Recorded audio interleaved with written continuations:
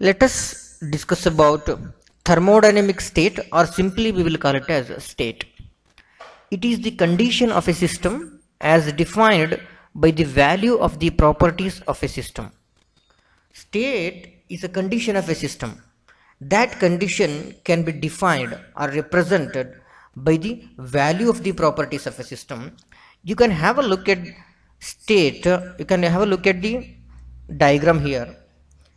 There is a curve, it starts from 1 and it ends at 2, and these 1 and 2 are the states which we can define by the properties of a system. Properties may be a pressure, volume, temperature, etc. These 1 and 2 are the states of a system. Those states can be represented by a value of a properties, that is pressure and volume. Here at point state 1 is defined by pressure P1 and volume V1, and state 2 is defined by pressure P2 and volume V2. Is it clear? A thermodynamic path, or simply we can call it as path, this can be defined as the succession of the state passed during the change of state is known as path. Let us understand the meaning of path using this diagram.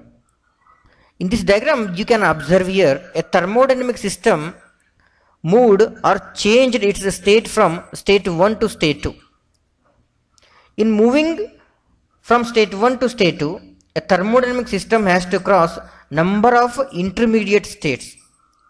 If you connect all those intermediate states, it makes a path. So that is what the meaning of path. So path is nothing but a succession of states or number of intermediate states passed by the system during its travel from point 1 to point 2 is called path. A thermodynamic process, or simply we can call it as process.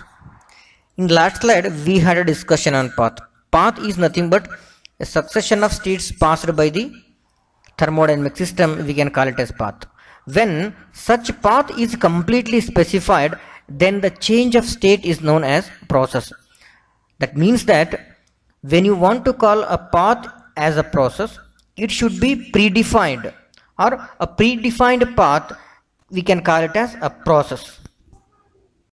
Types of processes.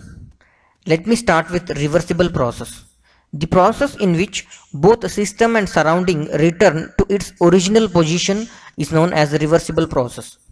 In reversible process, all the states passed through are equilibrium states. If you want to call any process as a reversible, it has to come back to its initial position or initial state without undergoing any changes. So such process we will call it as a reversible process. Then when a process will be reversible, what is the condition for that?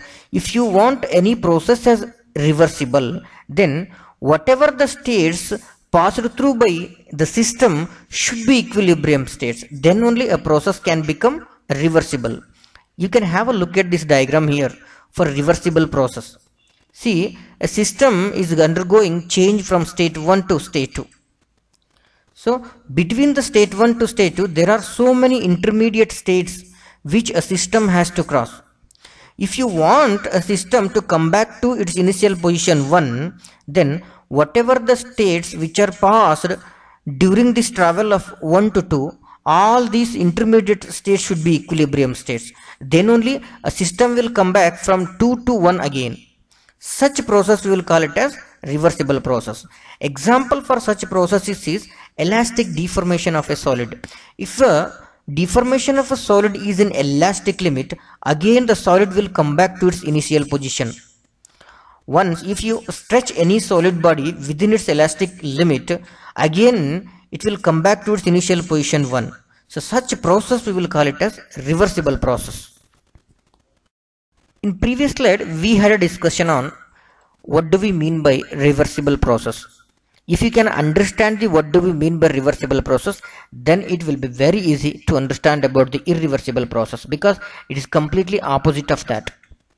We can define irreversible process as the process in which both the system and surrounding does not return to its original position is known as irreversible process.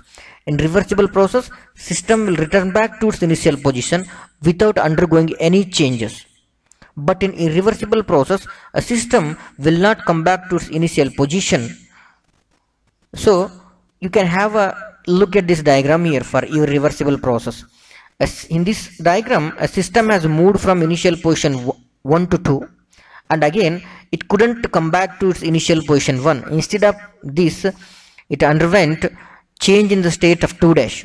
This is forward direction, it is backward direction. So that is the reason why it is an irreversible process. Example is inelastic or plastic deformation. In inelastic or plastic deformation, if you stretch any solid body beyond its elastic limit, it won't come back to its initial position. So such a process we will call it as irreversible process.